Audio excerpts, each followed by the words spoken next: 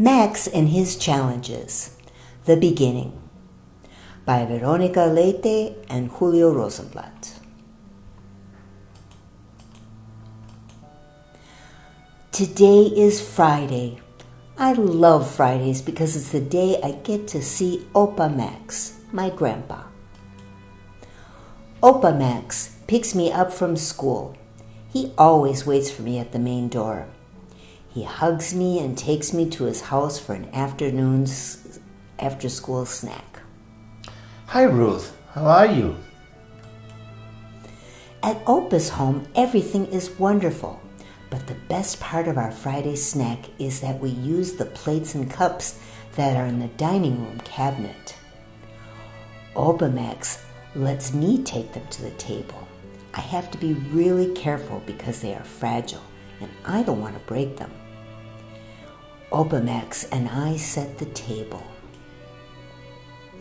Opa Max told me that in 1932 he was the same age I am now. I saw photos of him when he was a kid, but that kid from the pictures does not look like Opa Max today. In those pictures, I could also see the plates and cups with nice drawings. Opa Max told me they were the same ones we are using today. Opa, is it true you drank your milk in these cups when you were a child? Of course it is, Ruth. When I was your age, I lived in a little town called Beiseforth. Opa, what's this paper? This paper. This tiny piece of paper and these cups are all from my hometown. There was a train station and a main road. The town was in a valley and a river wound through it. It seemed huge to me, but it was a tiny town. At home, I lived with Dad, Mom, my little sister Betty, and my dog Daco. Let's play! My friends Otto, Hans play with me all the time. We would ride dogs, sheep, and goats. We used to play a game called Parchisi when it was too cold to go outside. We also built a tree house. It was so much fun. That place was special. It was ours, and we could do whatever we wanted. We could see the whole town from there. It was fun to watch the neighbors were doing. But one day, we saw something weird. 3 men arrived riding huge motorcycles, wearing leather jackets, boots, and gloves. One of the motorcycles had a sidecar attached to it. We thought they were just passing by, but they went straight to the hotel, where Otto's older brother was waiting. We thought they came to pick him up to go hunting, but they started unloading heavy boxes. The way they talked suggested us that they were here for something else. One day, before the motorcycles arrived, Mom was very mad at me and my friends. I couldn't understand why. It was weird because she never used to get angry before. We were only having fun. Otto, Hans, and I were running around the attic playing hide and seek, as we always did. But that day Mom said we were making too much noise and told us to stop. I didn't know what that was in the house. And then she told me that Dad had lost his job. They were so very sad. I never saw my parents that upset. Otto's family had been in the same situation. His father had been fired from the train company and spent most of his time at home. Mom called us downstairs. She had made my favorite cake. We were so happy. I really like having milk and cake with my friends. With Otto and Hans, everything was fun. And that day, even Mom laughed with us. On my town, Beiseforth, we knew everyone. It had always been a quiet town, but it's a strange thing were happening, and they were going to get even stranger. My friends and I would walk to school every day. First Otto picked me up, then we would get Hans. On our way to school, we would cross the river. We always wanted to go fishing, and we did on Sundays or when school was closed. Shh, they're biting today. Look, a trout! You don't know how much we love swimming, fishing, and sailing on our river. One day, When we arrived at Hans' house and before crossing the bridge, we heard a lot of noise. We heard songs, music, and people marching. We didn't know where they came from or what was happening. Hans ran to the corner to see better. When we caught up with him, we saw something fantastic. It was a special sight to see many people together wearing such colorful clothes. They marched with precision and looked very strong. I wanted to march with them. There were colorful flags, a band of musicians, and people singing. I was so impressed with the trumpets. A parade! Who are they? Look, your cousin is there. Look, Otto, your brother is there. Nobody from my family is there. We stayed there watching the parade for a long time. I don't remember when we finally realized that we had to go back to school. How fast we ran to school that day. When we arrived at school, we wanted to tell everybody what we saw. We wanted the teacher to explain to us what was happening. Our teacher was thrilled about the parade. He said new people had come to the town, and he said a lot of other things to us that I didn't understand. When school was over, the teacher gave printed flyers to my classmates. He refused to give me one, even though I asked politely. When I asked Otto what the flyers said, he didn't answer. He ran to his older brother, who had come from the parade, to pick him up. I looked around for Hans, but I didn't find him. That day, I walked back home by myself. On my way, I found one of those flyers on the ground. It was an invitation to a party with music, singing, dancing. I wanted to go. When I got home, I told my parents about the parade and how much I liked it. But they didn't like it at all. They told me that people who participated in the parade were staying at the town hotel. My mom said they're planning to have the party at the hotel and we are not invited. Mom, what's going on? I really don't know, dear Max. But don't worry, Daddy and I are trying to find out what we can do. I really want to go to the party. Mom and Dad insisted you can't go to those parties. I'll have my own parade. Great! Now you're gonna play with me. The following day, Otto didn't come to get me for go to school. I waited a long time.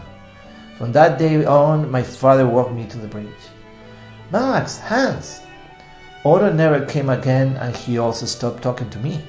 He played with his older brother and his friends, but Hans still came and played with me as always. What happened to Otto? I don't know. At night, I went to Betty's bedroom. Although she was younger than me, we liked to talk. Nobody could explain anything to me. I wanted to know what was happening. I would go to the hotel almost every day and hid outside watching. Daco was always there with me.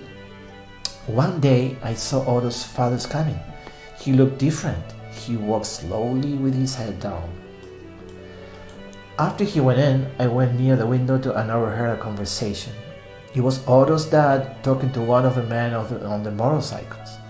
Well, sir, we could guarantee you a job, same salary you had before, but you had to help us setting things up in the town. Yes, of course. Oh. I went back home and told my parents what I heard.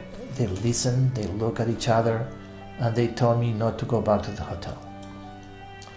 A few days later, my mom told me that Lotha's parents' store had now received orders that they were no longer allowed to sell anything to non-Jews.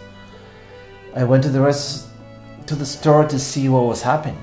I came inside the store and I was looking at the food, candles, and old bottles when I realized that there were no other customers.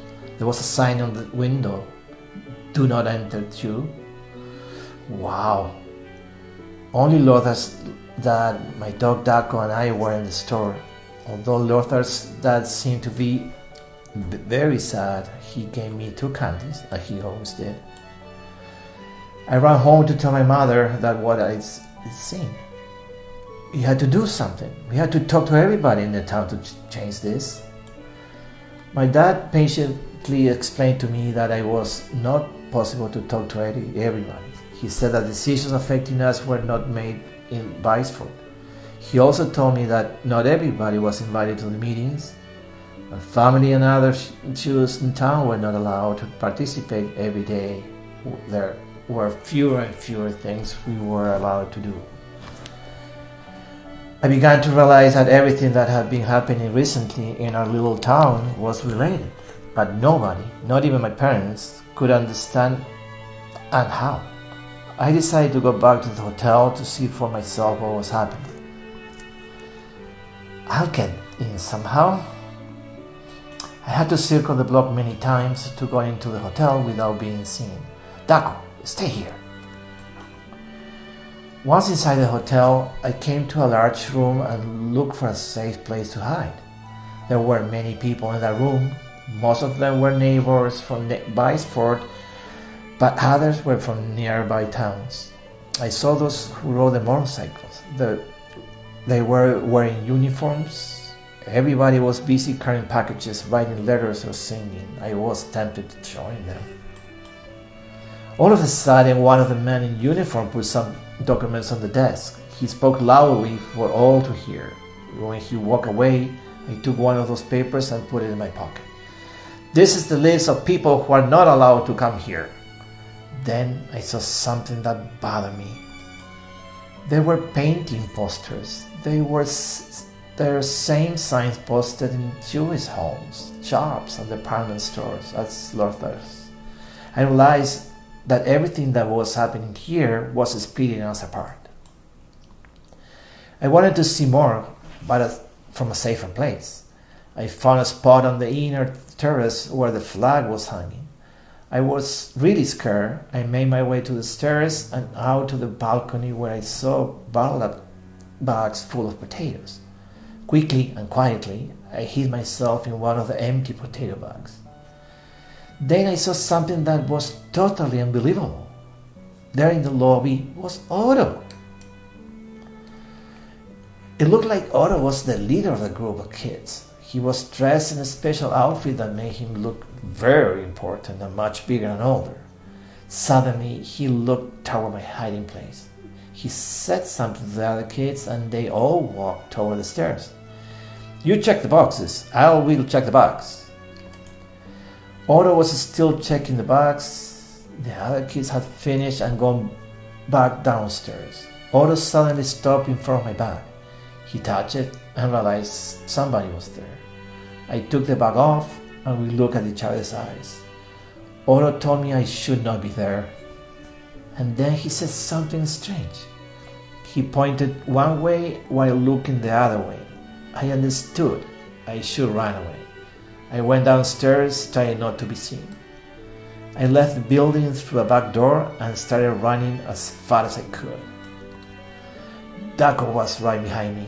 We didn't stop running. I had to tell my parents what had happened. I had never run so fast, but it seemed that I would never make it back home. I finally did. I gave my parents a big hug and told them what happened. I gave them the piece of paper. All of our names are in this list, and the names of the rest of the Jews from town as well. It clearly says that from now we don't belong to Beiseforth. My father gave me a huge hug and said we were going to show the list to all the Jewish neighbors of Beiseforth. This is the paper, and here's your name. And what happened next? Dearest Ruth, the paper helped us to understand how everything was changing. We realized that we would have to make really hard choices. My great-grandparents, my grandparents, my parents, my sister and I all live in Beiseforth, but it was here where I could start my family and have you.